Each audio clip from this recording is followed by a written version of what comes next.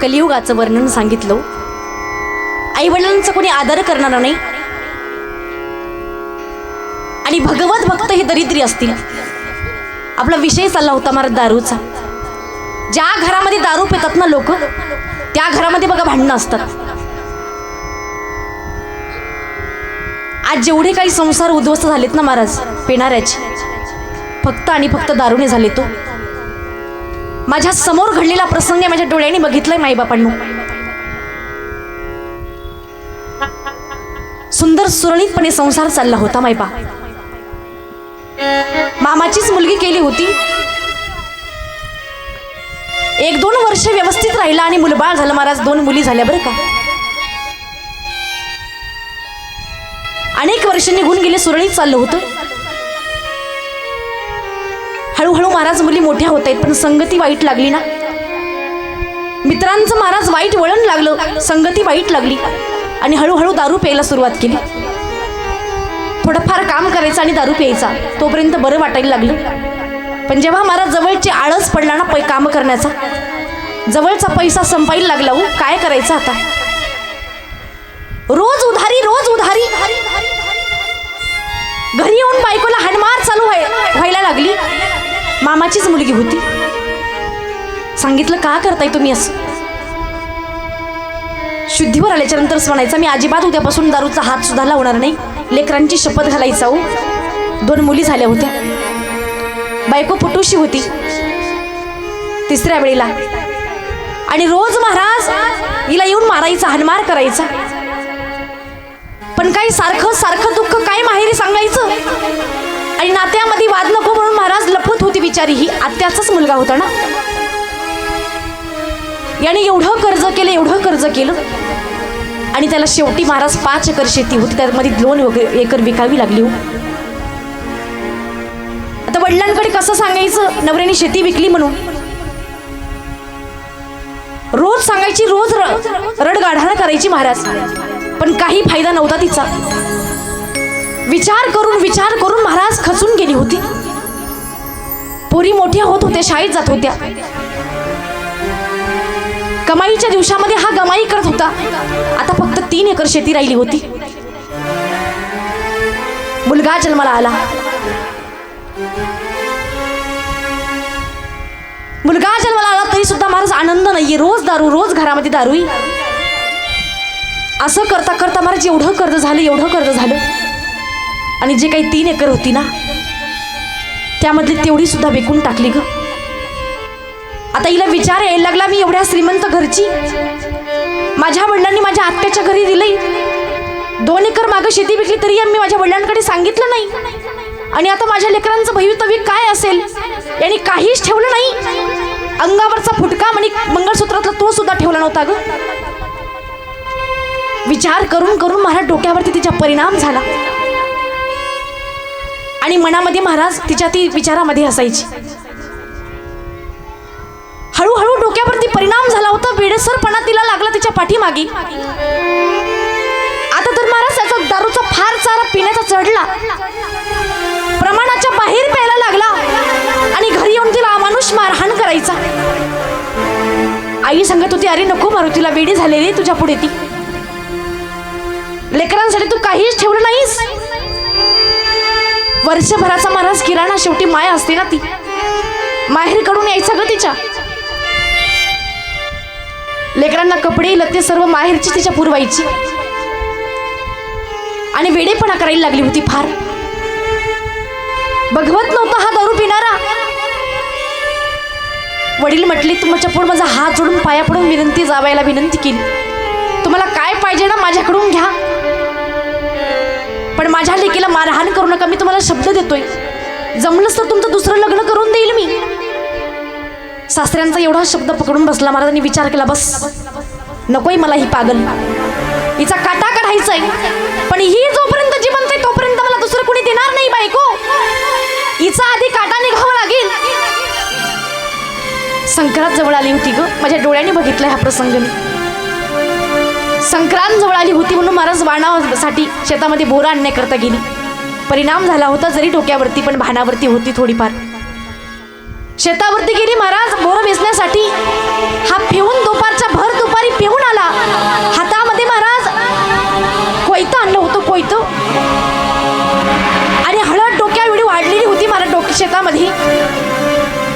सांगितलं तुझ्यामुळे मला दुसरं लग्न करता येत नाही ना, तुम्हाला लागत नाहीस, माहेरी निघून जा.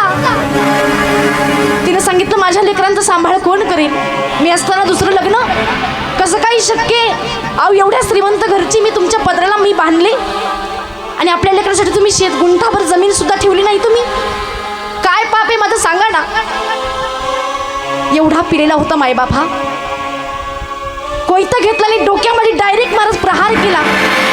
एवढं मारलं एवढं मारलं, रक्ताची धार डोक्यामधून निघायला लागली हो. जागी बाई गतप्राण झाली. पाठीमागून पूर्ण डोक्याची खापरी फुटली मारत तिच्या. आणि आता याचे डोळे उघडले.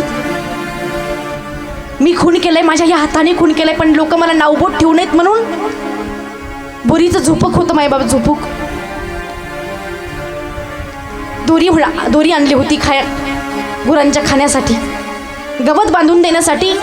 ती दोरी काढली आणि हिला खालून फाशी लावली हो, खालून फाशी. आणि त्या झोपकाला महाराज अडकवून दिली ती माऊली. 2 दिवसावरती महाराज संक्रांत आली होती या सुवासनीची. त्या बोरीला अडकवली आणि शेजाऱ्यांना महाराज बोलावून घेतलं. ओ राम भाऊ, ओ श्याम भाऊ, धावा, माझ्या बायकोनं फाशी लावून घेतली हो. माझ्या बायकोनं वेडेपणामध्ये फाशी लावली, स्वतःला वाचवा तिला, सोडवा तिला.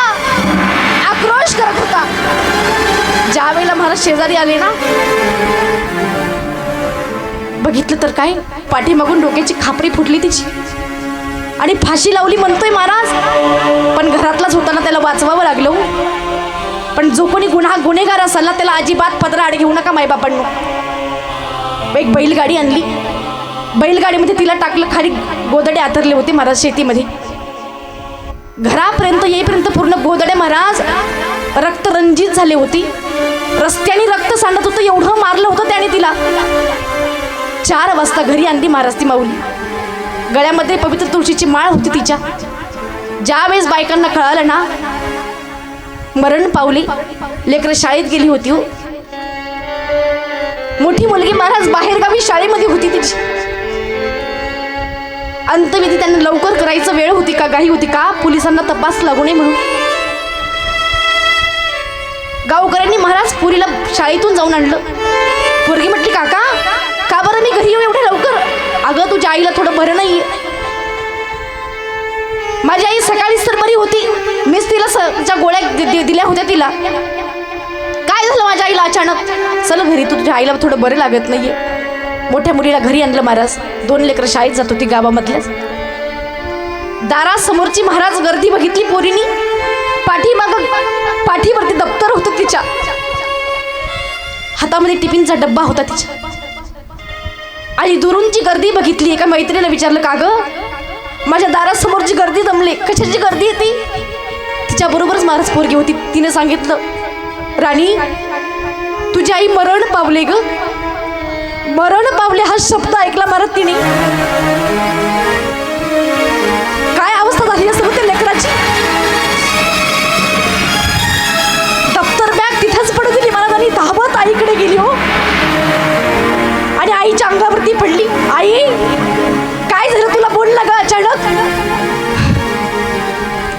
सकाळीच आई तू मला बोलली होती शाळेत जाऊ नको, आजच्या दिवस माझ्याबरोबर शेतात चाल. पण आई तुझा हा रोजचाच वेडीपणा मी माझ्या मनावरती घेतला नाही का आई.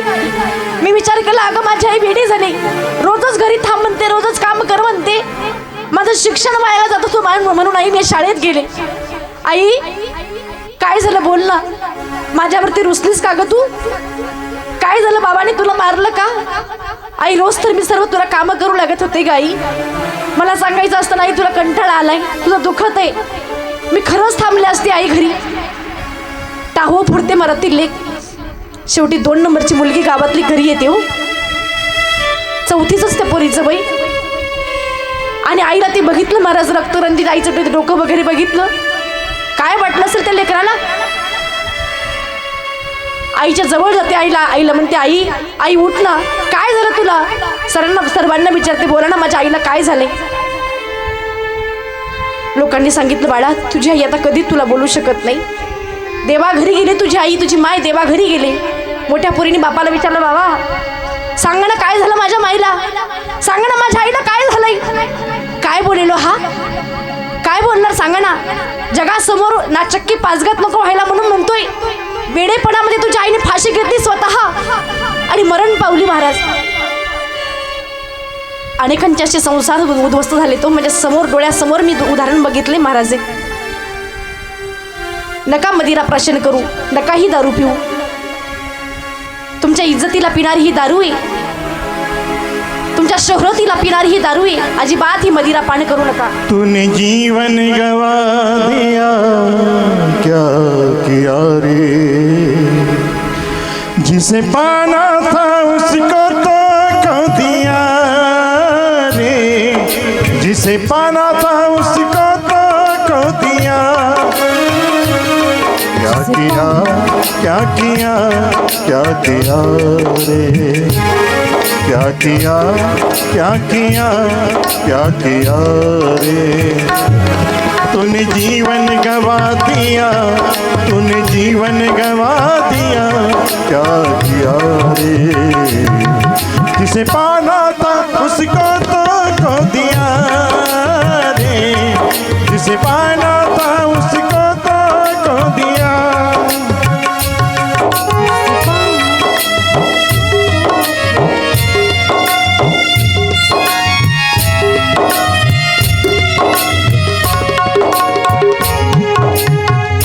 अमृत छोड़ा पीता शराब रे, अमृत छोड़ा पीता शराब रे, संत समागम को भूल गया.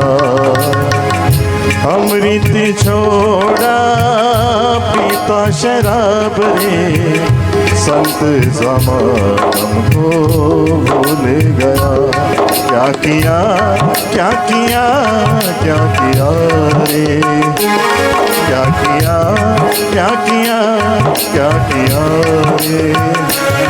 तूने जीवन गवा दिया, ओ तूने जीवन गवा दिया क्या किया रे, जिसे पाना था उसको तो खो दिया रे, ओ जिसे पाना था उसको तो खो दिया रे, जिसे पाना था उसको तो खो दिया.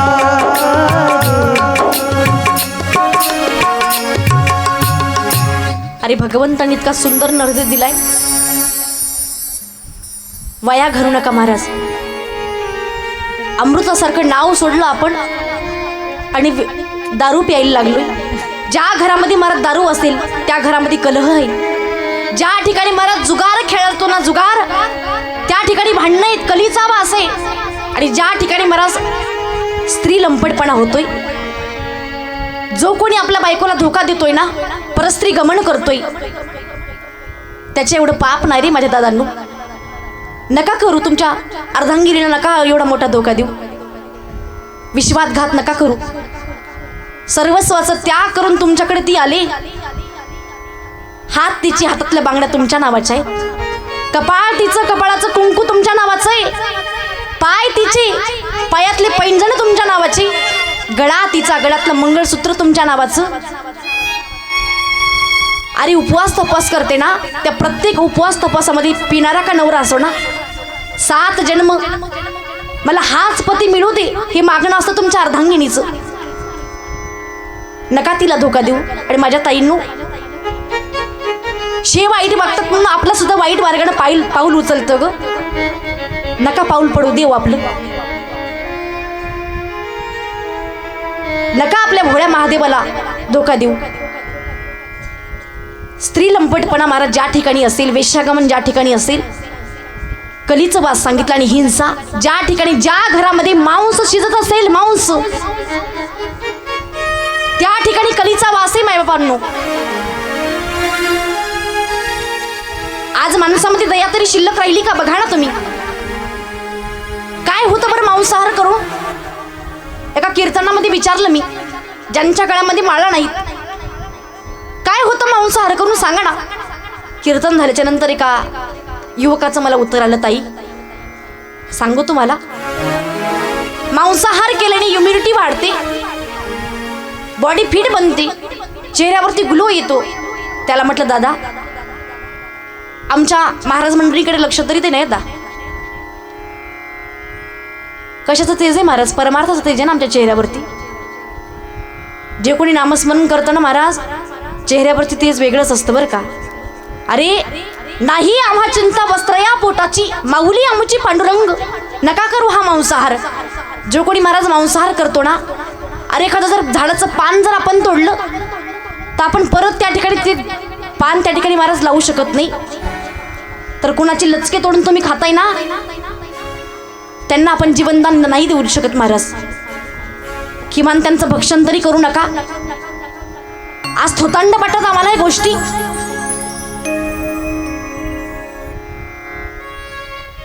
खरं सांगू तुम्हाला, एवढी पाप करतोय ना आपण,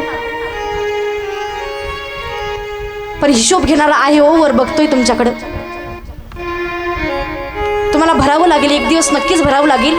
नरक कशासाठी बनवलेत महाराज? 28 प्रकारच्या नरकाचं वर्णन आले समोर आपल्याला ऐकायचे. अनेक जागा देऊन टाकली बघा सोन्यामध्ये. चालते ठीक आहे म्हणे तुझं, अजून एक तुला चांगली जागा देतो सुवर्णामध्ये. स्थान दिलं आणि राजा घरी गेला. परत त्यांना वाटलं प्रजेकडे तर बघावं, म्हणून महाराज जरासंधाचा, भीमाने महाराज मुकुट आणला होता जरासंधाचा. तो मुकुट घातला आणि राजा आज परत शिकारीसाठी निघालाय. जागा तर दिली मला सोन्यामध्ये, मग अलंकार धारण करायचे नाहीत का? सुवर्णामध्ये महाराज कलीचा सुद्धा वास आहे आणि भगवंताचा सुद्धा वास आहे. मग कसं करायचं? आम्ही अलंकार घालायचे नाहीत का? घाला, पण भगवंताला समर्पण करून घाला. आधी देवाला करा आणि नंतर आपल्याला करा. मुकुट घातलंय आणि महाराज तहान लागले. कडाक्याचं ऊन तापत आहे आणि राजाचा धर्म आहे वाहत्या नदीतलं वाहतं पाणी राजाने पिऊ नये. पाणी वाहत होतं पण महाराज तहान लागली होती. एका ऋषींचा आश्रम गाठला आणि त्या ठिकाणी त्या आश्रमामध्ये गेली. शमीक ऋषी महाराज ध्यानस्थ बसले. पक्ष्यांचा किलकिलाट त्या ठिकाणी, किलबिलाट त्या ठिकाणी आवाज येत होता. ध्यानमग्न बसलेत महाराज आणि यांनी आवाज दिला, कोणी आहे का?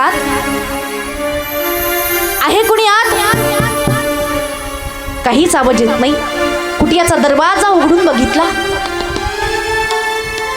तर महाराज ऋषी आतमध्ये ध्यानस्थ आहे. डोक्यामध्ये मुकुट आहे ना सोन्याचा, कलीने प्रवेश केला होता मुकुटामध्ये. नीती बदलली महाराज मनामधली. अरे मी सार्वभौम राजा असून सुद्धा माझा आदरातीर्थ या ऋषींना करू वाटत नाही. जड जातय. मुद्दामून समाधी लावून बसलाय हा ढोंगी. राग आला महाराज. रागेच्या आवेशामध्ये काही सुचलं नाही. रस्त्यामध्ये एक मेलेला सर्प पडला होता. सर्प घेतला आणि गळ्यामध्ये टाकला आणि रागाच्या भरात निघून गेला. ज्या वेळेस महाराज समाधी उत्थान झाली ना, समाधीमध्ये बसलेला हा बाबा मुलगा त्यांचा शृंगी खेळून आला. बघितलं तर काय, माझ्या वडिलांच्या गळ्यामध्ये साप टाकलाय मेलेला यांनी. लगेच महाराज कमंडूला बदलं पाणी घेतलं आणि श्राप देऊन टाकला.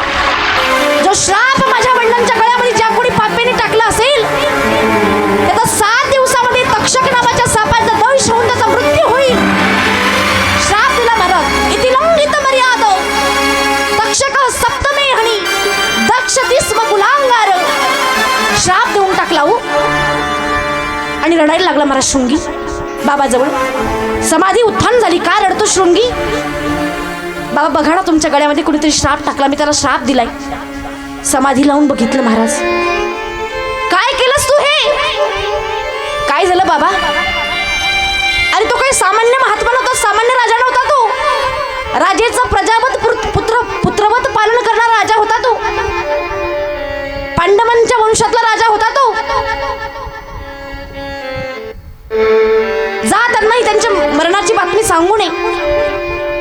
विद्यार्थी पाठवला आणि मरणाची बातमी कळाल्याबरोबर महाराज राजवस्त्र त्यागली हो आणि पश्चाताप व्हायला लागला. काय केलं मी? ही एका साधूचा अपमान माझ्या ठिकाणी झाला, आज हातून झाला. वल्कल वस्त्र परिधान केली, अंगावरचे अलंकार काढले महाराज आणि गंगेच्या तीरावरती जाऊन बसला हा राजा.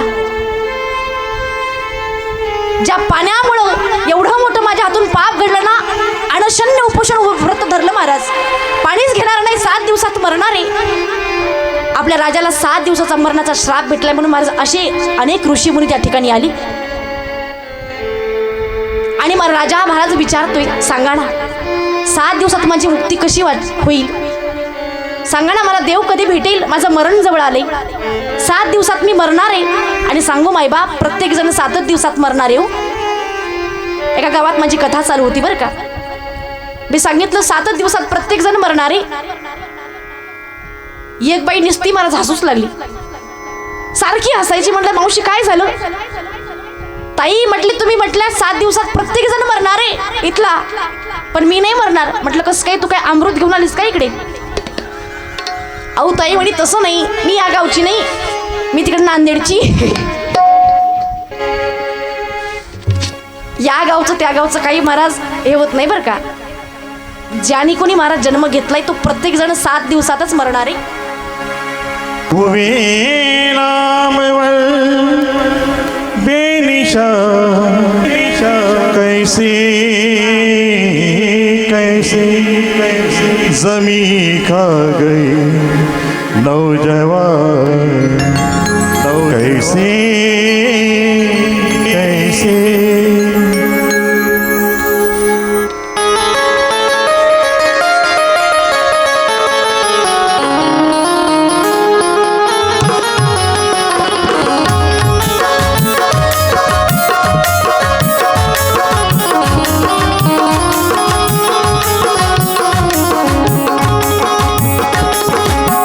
जवानी परितराने वालकन पछताएगा, आज जवानी परितराने वालकन पछताएगा.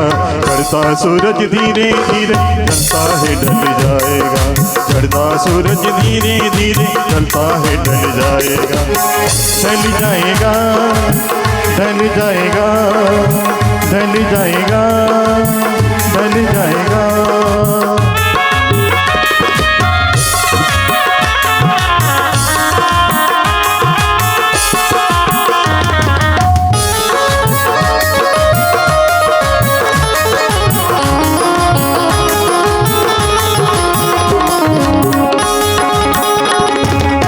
यहाँ मुसाफिर है ये सराय पानी है, 4 रोज की महिमा तेरी जिंदगानी.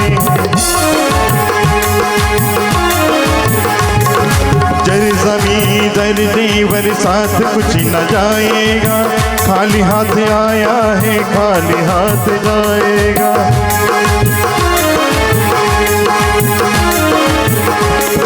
जान कर भी अनजाना बन रहा है दीवानी, अपनी उम्र पाने पर बन रहा है दीवानी. इस कदर तो खोया है इस जहां के मेले में, तू खुदा को भूला है बस के इस झमेले में. आज तक ये देखा है पाने वाला खोता है, जिंदगी को जो समझा जिंदगी पे रोता है.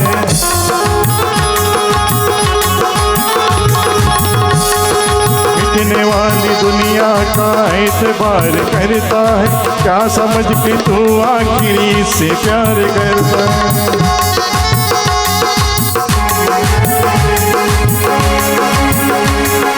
अपनी अपनी फिक्रों में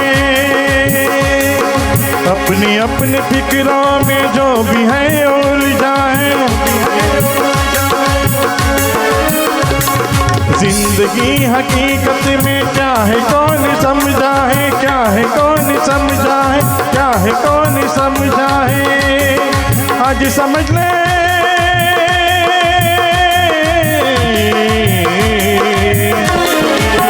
समझ ले कल ये मौका हाथ न तेरे आएगा, वो गफलत के नींद में सोने वाला धोखा खाएगा. चढ़ता सूरज धीरे धीरे ढलता है ढल जाएगा, आज जवानी पर इतराने वाला कल पछताएगा, आज जवानी पर इतराने वाला कल पछताएगा. चढ़ता सूरज धीरे धीरे ढलता है ढल जाएगा. चढ़ता सूरज धीरे धीरे ढलता है ढल जाएगा, चढ़ता सूरज धीरे धीरे ढलता है ढल जाएगा, ढल जाएगा।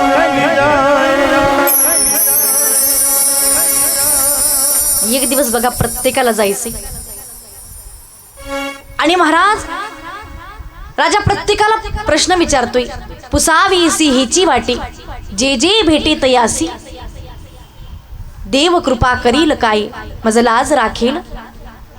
आपण महाराज साधू संत मंडळी भेटले ना की हात आधी समोर करतो, सांगा ना महाराज काय होईल आमचं, नोकरी लागेल आमच्या पोराला पोरीला, बायको गर्भवती पोरगा होईल की पोरगी, म्हणजे महाराज लोकांना कळत असतं का? महाराज प्रत्येक साधूंना विचारते, सांगा ना कसं होईल माझा, माझा उद्धार होईल का, कायमी उद्धार पावेन, काही कृपा करेल नारायण, ऐसे तुम्ही सांगा संत जन, करा समाधान चित्त माझे, काही ऐसी दशा येईल माझे अंगा, चित्त पांडुरंगा झुरतसे। चित्त महाराज चिन्ह भिन्न झालं होतं, सांगा ना 7 दिवसात मरणार आहे हो मी, सांगा कशानं माझा उद्धार होईल, सांगा लवकर तुम्ही। आता प्रत्येकाला माहित होतं मला साधन, पण 7 दिवसात राजा मरणारे नाही जर झालं, सर्वांना भीती होती। तितक्यात एक अलौकिक वारा सुटला महाराज, प्रसन्न वातावरण झालं, गोदोहणाचा कालावधी होता, संध्याकाळचा प्रसंग होता, अनेक अलौकिक विभूती त्या ठिकाणी महाराज मूर्ती प्रगट चालत चालत त्या ठिकाणी येत होती। षोडश रूप आहे, चेहऱ्यावरती कोमल कांती, कुरळे कुरळे महाराज केस उडताय आणि अंगावरती एक वस्त्र सुद्धा नाही, अशी षोडश मूर्ती असणारी 16 वर्षाची। शुकदेवजी त्या ठिकाणी आले, त्यांना बघितल्याबरोबर मला सर्वजण उठून उभे राहिले आणि जय जयकार केला, शुकदेवजी महाराज की, आणि यथोचित त्यांचा सन्मान केला महाराज आणि व्यासगाद त्या ठिकाणी बसवलं। स्वागत है गुरुदेव आपका, स्वागत है गुरुदेव, स्वागत है गुरुदेव आपका, स्वागत है गुरुदेव। ब्रह्म स्वरूपा विश्व स्वरूपा, ब्रह्म स्वरूपा विश्व स्वरूपा, शांति स्वरूपा गुरु स्वरूपा। स्वागत है गुरुदेव आपका, स्वागत है गुरुदेव, स्वागत है गुरुदेव आपका, स्वागत है गुरुदेव, स्वागत है गुरुदेव आपका, स्वागत है गुरुदेव, स्वागत है गुरुदेव आपका, स्वागत है गुरुदेव।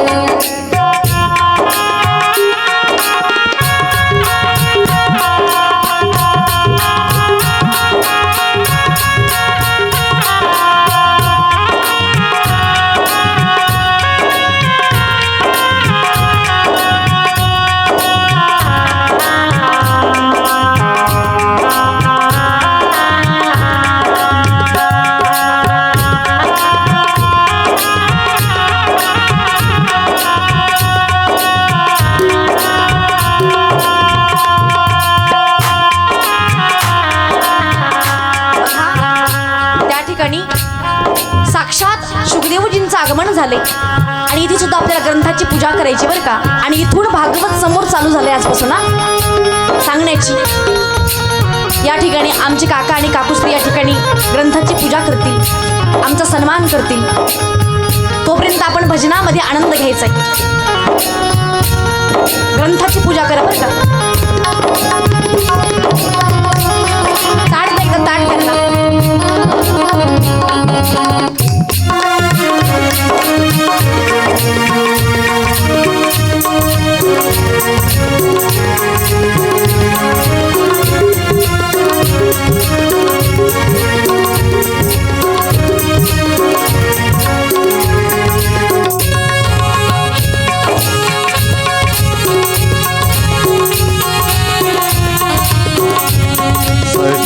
तो घर को गुलशन सा, सजा तो घर को